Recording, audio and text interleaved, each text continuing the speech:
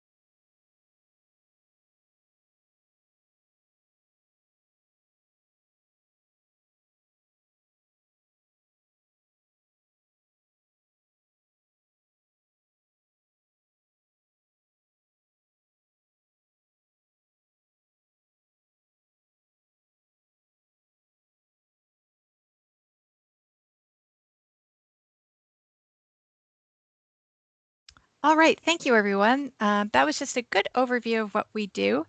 Um, Up next, Dalton's going to walk us through why our mission is so important and what we do here at Daily Bread. Over to you, Dalton. All right, everyone. So thank you very much for coming this afternoon.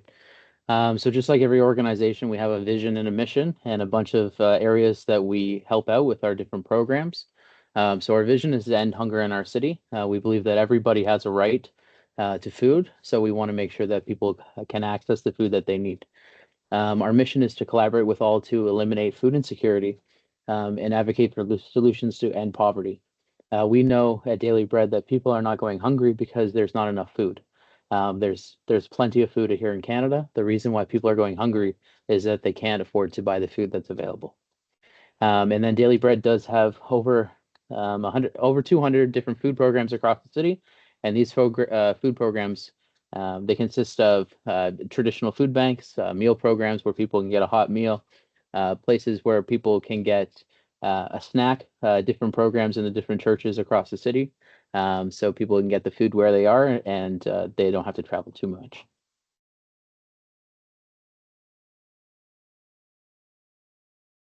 So Daily Bread does two things. One of the most important things that we do is research and advocacy, because the idea that people in Canada, which is one of the richest countries in the world, are going without food, doesn't really make that much sense. So Daily Bread believes that we need to advocate on behalf of those individuals who are using food programs so that they no longer have to use them. We want to see our clients transition out of using food banks. And one of the ways that we can do that is advocating for different policy changes with the government and other organizations that want to listen to us.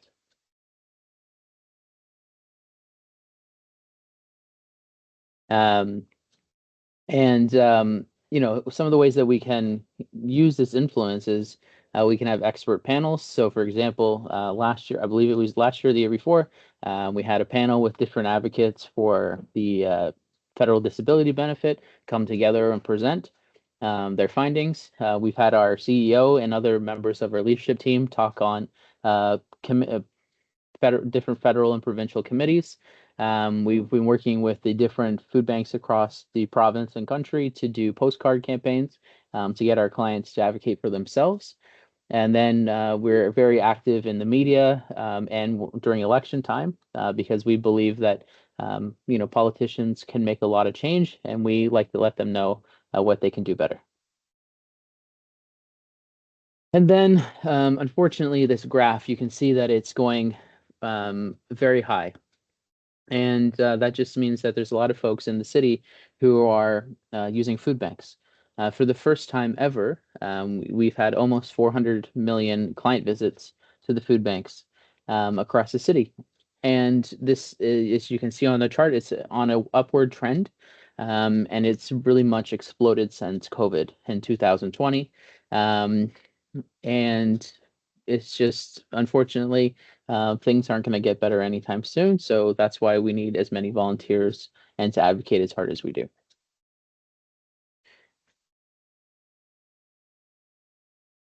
Yeah, so for the first time ever, we're seeing over 10,000 new clients every month to using food banks across Toronto. And a lot of those folks, unfortunately, are individuals with full-time income. So the idea that if you work hard and you go to school and you do all the right things, that you're going to be able to live a prosperous and successful life, that's not, the story for everyone in Toronto right now, unfortunately.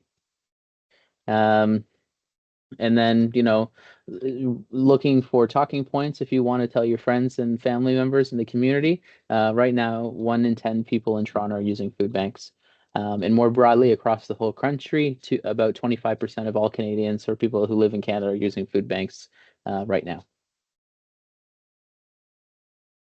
And some of the demographics. So it's not necessarily um, any sometimes people have a picture in their head of what a food bank client looks like. Right now, that's not true. It's people from every sector of the socioeconomic um, space.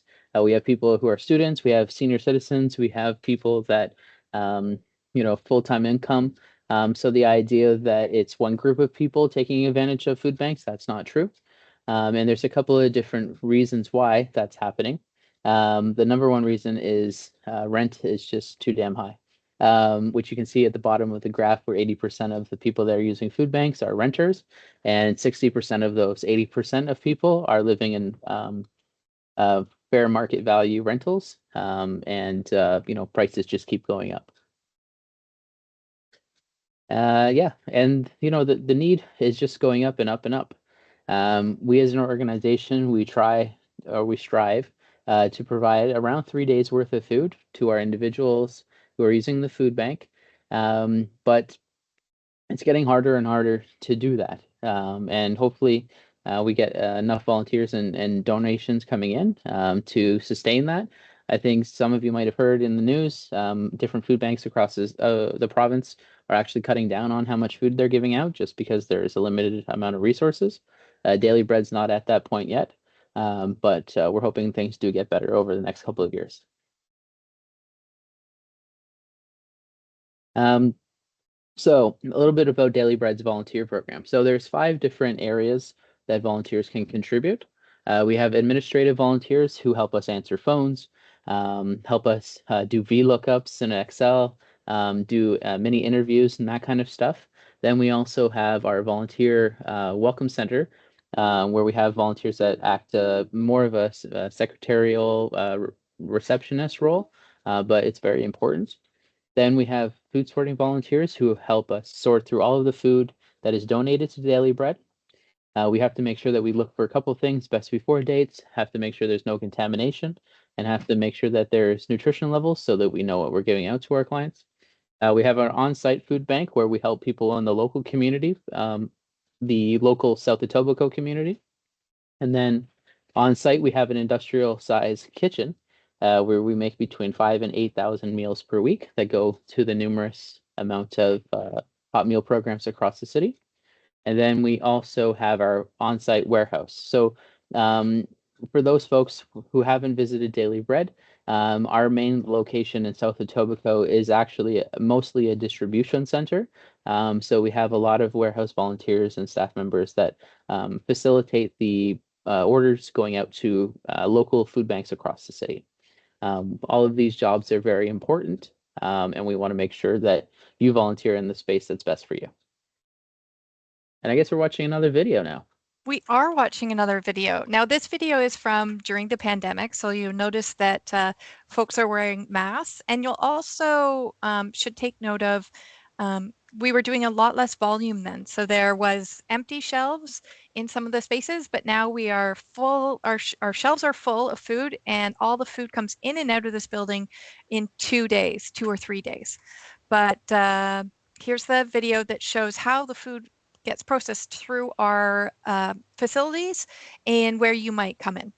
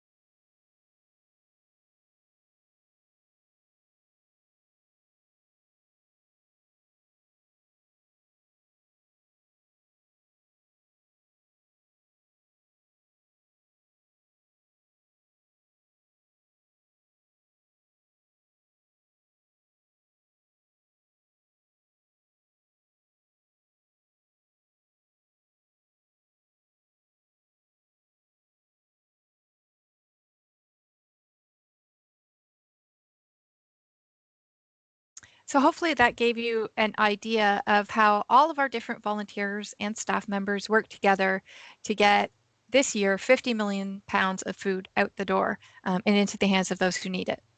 So we're going to go through each of the volunteer areas a little bit more in detail.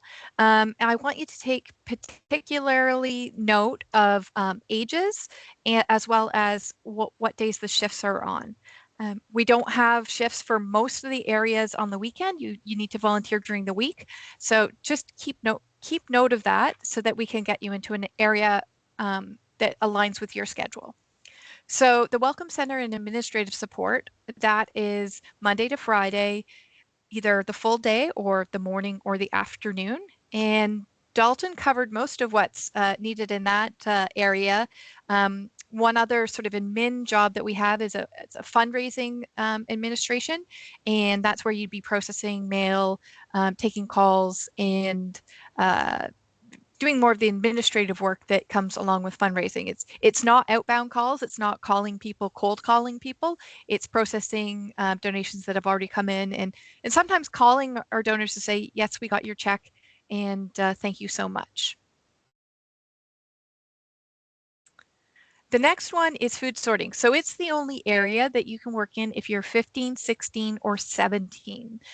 It's Monday to Friday, 8:30 to 11:30, and then again 12:30 to 3:30. We occasionally have some early evening shifts, but it's not to be counted on. We always will have these Monday to Friday shifts, the morning and the afternoon.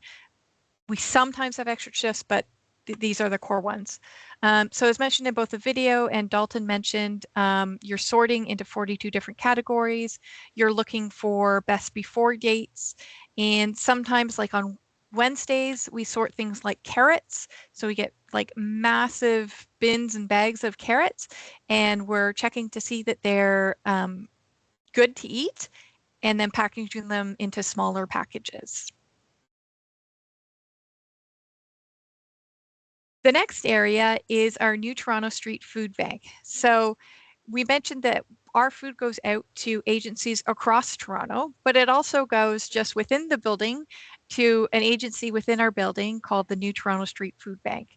You need to be 18 years old to work in that area, and it's the one that offers the most flexibility in terms of scheduling.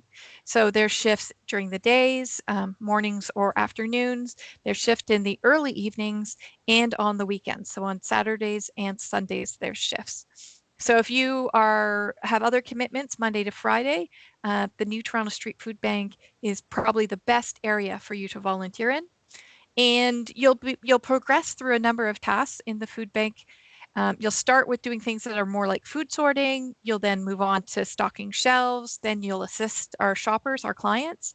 And then if you have the aptitude and want to, you'll be doing things like checking people in on the computer and checking folks out. If you're looking for experience and you're looking for jobs in retail, this also could be a great place to get some good experience if you're going to apply for jobs in retail. I'm going to pause for a minute if there's any questions. Folks, you can put up your hand or put it into the chat. Otherwise, we're going to keep going. Okay, the next one is our kitchen support. So in the kitchen, again, this is a Monday to Friday volunteer area in the mornings and the afternoons. With us producing so much food, there's a lot of washing, peeling, and chopping of vegetables and proteins and things like that. Some of the folks are preparing food for our daily lunch, whereas other folks are preparing batch food like salad, or not salads, casseroles, soups, things like that, that can go out to our agencies to the different food programs. We also have a role washing dishes using our dishwasher thing.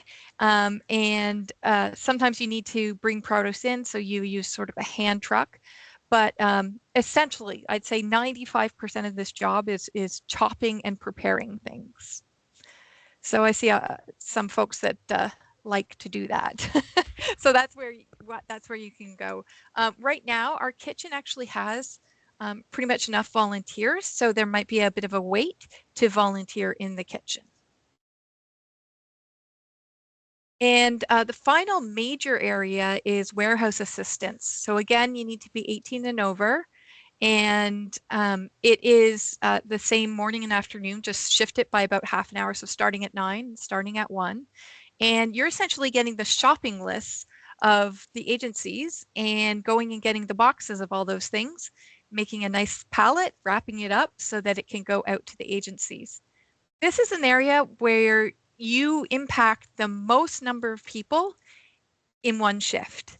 We need folks throughout the volunteers cycle, but this is where you're going to be packing pallets that are going to go out to hundreds, if not 1,000 people in one shift. So if you want to make the biggest impact and you are physically fit, or you want to help with your fitness, we say this is the cheapest gym around that does the best good work. So this is where warehouse could be for you. So question was, can you do a double shift?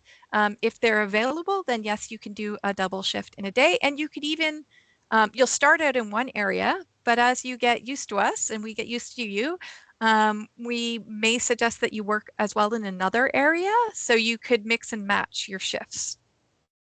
Oh, somebody just asked that question. That yes, you can actually volunteer in other areas. We have some folks that are trained in all of the major areas, and they usually have a schedule, like they like food bank on Mondays and food sort on Tuesdays, that kind of thing. But as long as you're trained in those areas, you can book your shifts for different places. Next one. So other ways to get involved. You can go on our website, and if you click on the menu, you can see the Get Involved tab. And so the demand action is advocacy and how you can support our advocacy work. The volunteer is what you're doing right now, learning about volunteering. You can also start a food drive or a fundraising event, and we have resources for that. If you're with a company and you want to bring your employees, we have a corporate program. And we also have special events. So 4 times a year, we have public food sorts on a Saturday. And we have, in the fall period, we do the Purolator Red Bag Drive, where we need lots of volunteers across Toronto to distribute these red bags that people fill with food, and then we go and pick them up. So that's a great opportunity to work in your own neighborhood. Another way you could work in your own neighborhood, especially if you're in Scarborough and you're somewhat outgoing, is right now we're looking for researchers. So these are the folks that will conduct surveys with our clients. And that survey data goes into our advocacy work and into our big report called Who's Hungry. So all the stats you saw on things like 1 in 10 Torontonians access a food bank in a year, that comes from our Who's Hungry report. And we need almost 100 volunteers across Toronto to volunteer to conduct in-person surveys with our clients at the various agencies. Another thing I'd like to point out, and actually just back to the researching. So in Scarborough, we have many agencies and we have less volunteers there. So the only thing you need to do to be a researcher is actually, you don't even necessarily need to speak English, because we conduct the surveys in other languages as well, although it helps that you know English so you can get trained. But you would be booking shifts, and it would say which location you'd be going to, and it's in March and April is when the actual shifts are, with one session like this, virtual, on training in February. We'll keep an eye out for the email we send out after. We'll put a link to the volunteer specifically for that researcher role. It's a little bit of a different route to become a volunteer there. You'd have a call with the head researcher in order to qualify to work there. Do you see this here? I'm just going to turn on my cursor. So you see this little yellow, those are 4 forks. Those are our logos, our logo. So this is a map of Toronto, and we are in South Etobicoke. We actually only have one physical location. So for the majority of our volunteer opportunities, all the ones that are on site are here in South Etobicoke. Now, the researcher one is an exception, Red Bag's an exception, but probably 95% of the shifts over the year take place in South Etobicoke. However, all these other food banks, they rely on volunteers as well. So if you're maybe North Etobicoke, you're downtown, you're East York, and you would like to volunteer closer to your home or your workplace, go onto our website, click the Find a Food Bank, and you can click on any one of these, their food banks, and go to their website. And each agency, each volunteer food bank has different ways to register as a volunteer. So you'll just need to go to their website, and some have you fill in a form, some have you call, some have you drop by. But that's a great way that if you don't want to travel to South Etobicoke, then you can still help out. We still need people at all areas of the sort of food chain. There's also in here, you notice that we don't have any Daily Bread food banks, and that's because our friends at North York Harvest Food Bank services this area in the middle. So if you're in the middle, you can go to their website and volunteer with them. Also, they do very similar things, a little bit smaller scale, but they're a great organization as well. And then finally, if you're looking for other volunteer opportunities, we highly recommend you go to Volunteer Toronto. It's a free website that it's sort of a job listing, but for volunteer roles. So a listing of all the things where you could offer your time.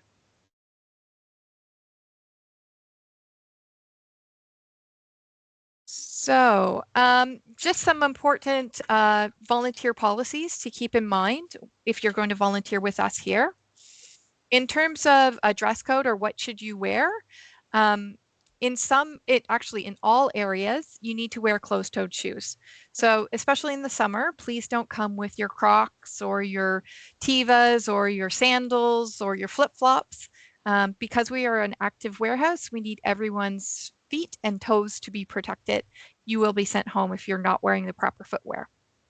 If you're in the kitchen, we'd like you to wear long pants. That's because if food spills, you have an extra layer of protection. And we also provide chef's jackets so that, again, another layer of protection when you're in the kitchen. In the other areas, you are permitted to wear shorts. You don't need to wear long pants in the other areas. Some roles do require hair or beard nets, gloves, or other things like aprons. We provide those things, so you don't have to worry about having any of those.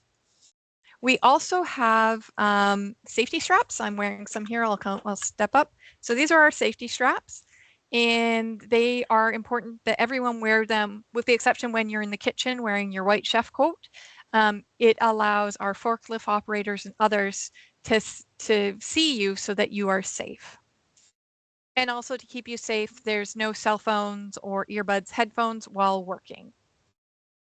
In terms of the machinery, only staff may use powered equipment. So even though you may have a forklift operator license, our volunteers are not permitted to operate anything with power. So typical things are forklifts and powered pallet trucks. In terms of health and safety, the biggest health and safety risks really are straining of muscles, including your back. And so you can see on that diagram on the right there that we don't want you bending over at the hips to pick up boxes. We need you bending your legs. And we suggest that if something is somewhat heavy, or that you work with a friend to move that item, or ask another person to move it. When we have our carrots in our food sorting area, I can't lift the big bags. I can probably lift them once, but if I was to lift them 10 times in a shift, I probably would hurt myself. So instead of hurting myself, I just ask a friend who either can lift them or we do it together. If you do get injured, please let a staff member know. We'll fill in a injury report, and we'll make sure that you get the medical attention that you need, including if you need it to go to a medical facility, that kind of thing. Hopefully not.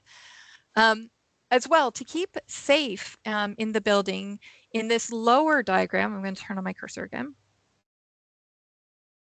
In this lower diagram here, you can see that there's yellow lines on the floor, and that's where we, the people, get to walk. There's also red lines on the floor, and that's where the machinery goes. So please, no matter what role you have, please stay within the yellow lines.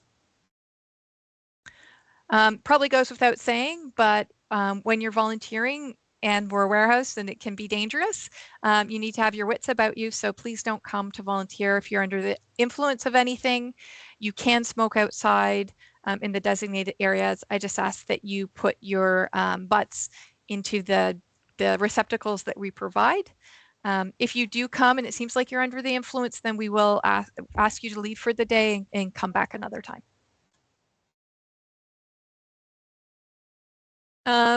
Finally, I'll do disorderly conduct. So this is a rules that we don't often have to enforce, but no running. Please don't step on the pallets. Something that's very important that everyone knows is we have a zero tolerance policy for any harassment, offensive comments, offensive language, that kind of thing. So if anything happens or you see something that's not right, let a staff member know so we can manage that. We want this to be a safe workplace for everyone, and so we take these things very, very seriously. I'm going to turn it over to Dalton, who just had a volunteer step in. Oh, I think we're okay.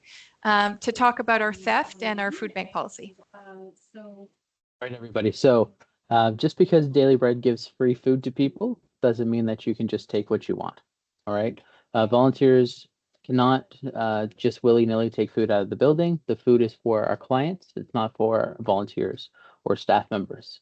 If you are in need of food or you know somebody that's in need of food, please have them sign up with Daily Bread Food Bank. We'd be more than happy to help with that regard. But you can't just take things out of the building. If you do steal something from us, it is considered theft and you will no longer be able to volunteer with us. And just heads up, you won't get away with it. Our building is covered in cameras and our volunteers are very protective. So if they do see you take something, you will get caught. All right. So food access for volunteers. So volunteers can also be food bank clients. There's no problem. We encourage people getting the food that they need for themselves and their families.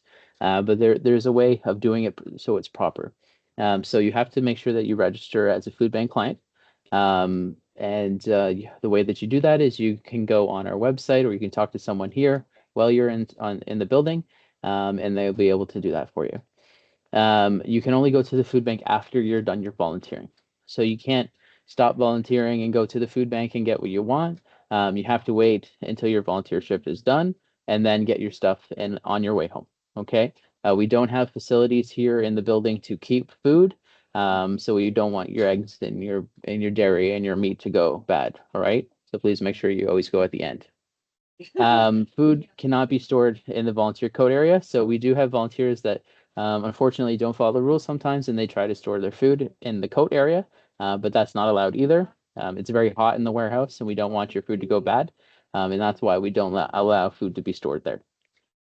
And it's also very important that you end your volunteering. So you have to put your safety straps away. You have to collect all of your belongings from the coat area before you go to the food bank. Because once you leave the volunteer area, you're not allowed to go back. Okay. And next thing is, what do you do on your first shift? So when you first come into the building, you're going to be coming in for your first training opportunity. You got to sign in with the volunteer welcome center, talk to the fine team there. They'll get you all sorted. Then you go down the hallway to get your safety stripes so that we're all compliant with our health and safety policies. Over in the main production hall is where you can store your coats and your bags. What I will say about that is that when you're storing your bags, anything that is bigger than a fanny pack or a very small crossbody purse needs to be kept in the coat area. So if you bring a backpack or a big purse or a tote bag or anything like that, it has to be kept in the coat area. So please don't bring anything into the building that you would be, upset if it disappeared.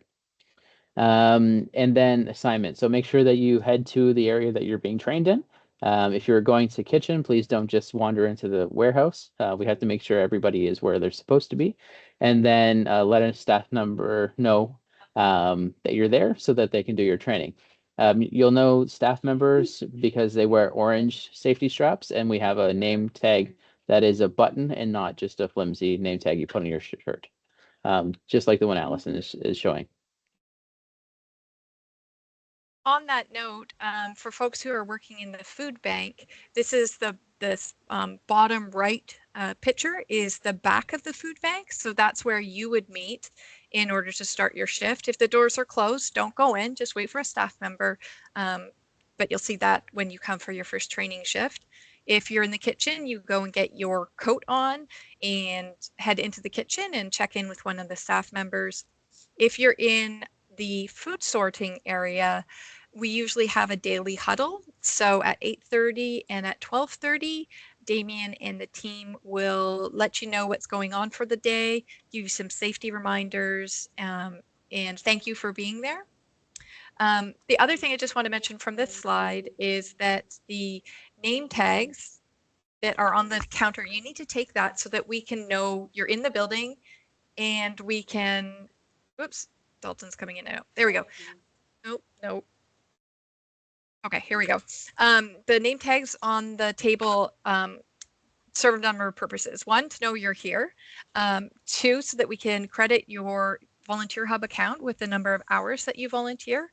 And then the third one is to make sure that you are signed up for a shift. If you don't see your name and there's no name tag for you, talk to the person at the Welcome Center and we'll sort it out. We'll see if there was just an error in making a tag or if we need to, there was an error signing up for the shift. We will figure it out. Okay. So one of the perks of working with Daily Bread is our lunch. So on weekdays, Monday to Friday, we have a free hot lunch for volunteers. The lunch, the hot food is out from 11:30 a.m. to 12:30 p.m.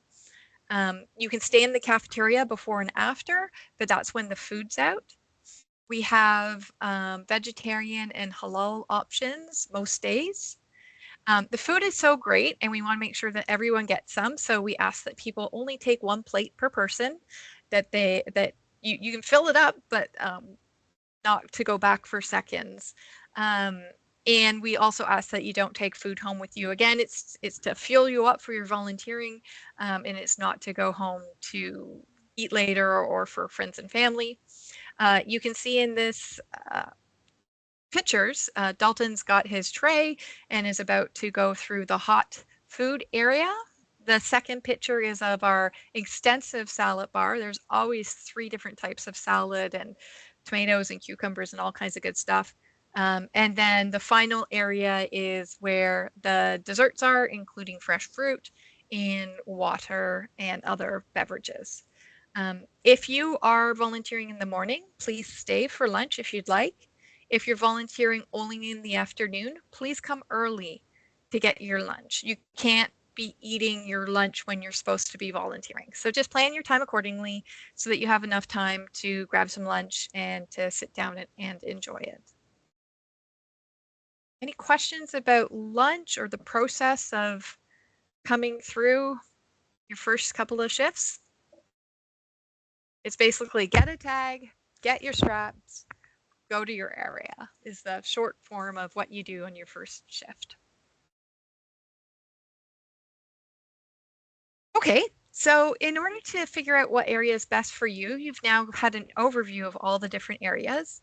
We'd also like to have a 10 to 15 minute chat with you over the phone to get a better idea of why you'd like to volunteer, what your availability is, and what areas might be a good fit for you. And we can also let you know which areas need the most volunteers at the time of your call, that kind of thing.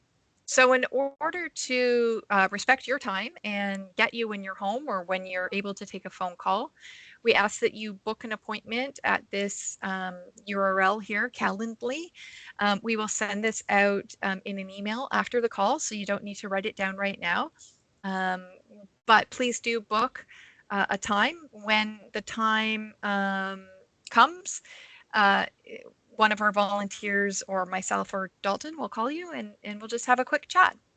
Once you have that quick chat and we've signed you up to a certain area, then you have access on Volunteer Hub to see all the shifts that are available for your first shift. And so that you can come in for that first shift We ensure that we don't have too many people coming for their first shift at the same time because the staff need to work with you one-on-one to train you in that area. Then once you've done your first shift, you can see the full schedule and book your own shifts from there on out. And yeah, and then you're off to the races. You're helping out, you're making new friends, and you're really helping Daily Bread attain our mission, as well as in the short term providing food to folks. There's some questions. I'm just going to repeat. Dalton has answered most of them, but can you get volunteer hours for school?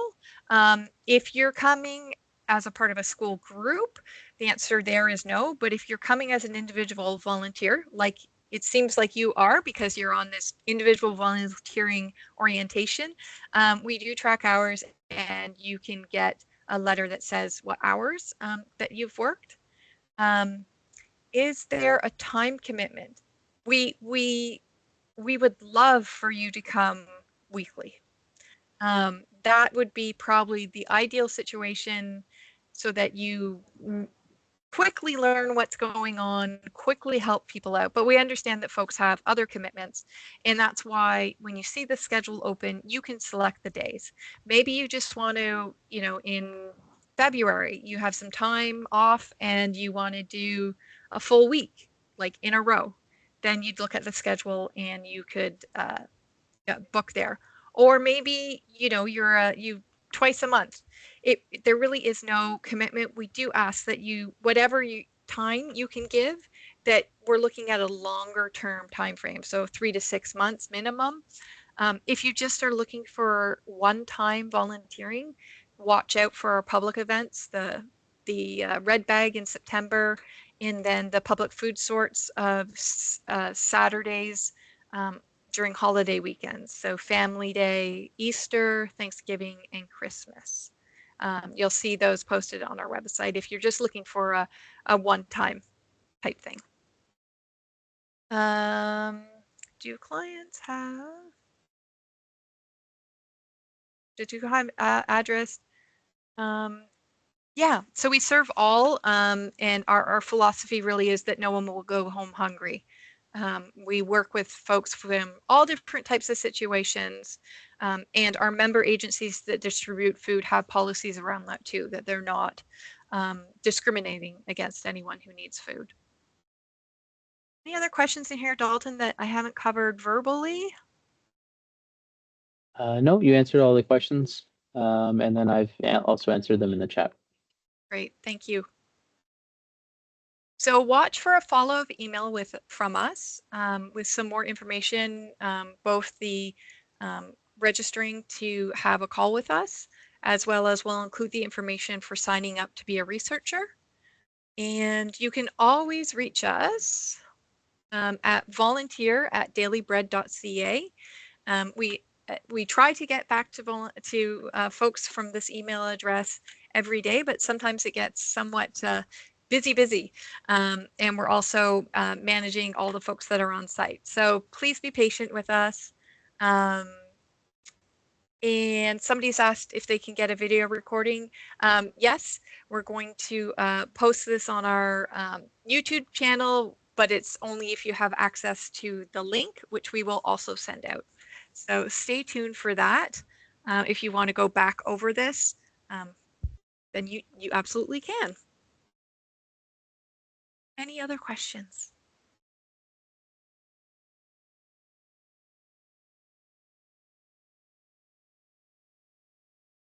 Yes, the link will be sent out in the emails. So the emails that you registered in Volunteer Hub are volunteer management software, not in the Calendly, but where you've signed up for all this stuff. And then yes, after the phone call, you can schedule a shift. If you're looking for an appointment with the food bank, you can go to our website and see how to sign up to be a client of the food bank. But yes, after the phone call, you'll see a schedule for your first shift. And after you've had your first shift, you'll be able to see the full schedule of the 3 months in advance.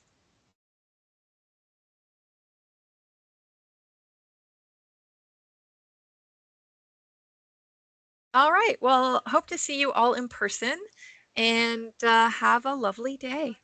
Thanks.